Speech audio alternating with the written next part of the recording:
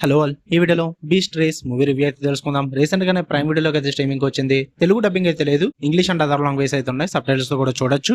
Movie run time వచ్చేసి 2 hours 5 minutes అయితే ఉంటుంది. స్టోరీ విషయానికి వచ్చేస్తే సింపుల్ గా చెప్పాలంటే ఒక ఫ్యూచర్ వరల్డ్ అయితే ఉంటుంది. అంటే మన ప్రెసెంట్ వరల్డ్ మొత్తం నాశనం అయిపోయిన 45 years సంథింగ్ తర్వాత అని చెప్పి చూపిస్తారు వాళ్ళు. ఆ వరల్డ్ లో కొంతమంది బీస్ట్ రేస్ అని చెప్పేసి ఒకటి పెడతారు. అదేంటంటే రన్నింగ్ రేస్ కింద పార్కర్ ఉంటుంది కదా, మీకు హ్యూమన్ పార్కర్ పరిగెట్టుకుంటూ జంప్స్ చేసుకుంటూ వెళ్తారు కదా. సో అలా ఒక బీస్ట్ రేస్ అని ఒకటి ఉంటుంది అనమాట.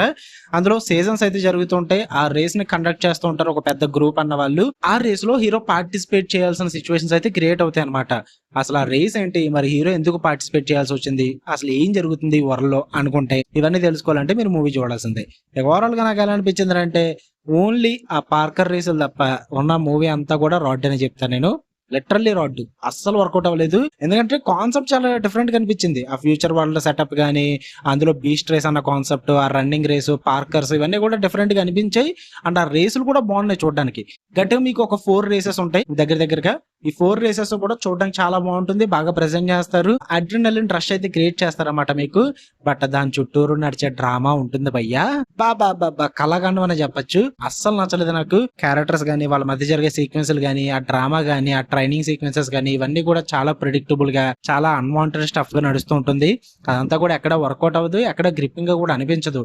అందుకే మూవీ అంతగా వర్కౌట్ అవ్వలేదు నాకు.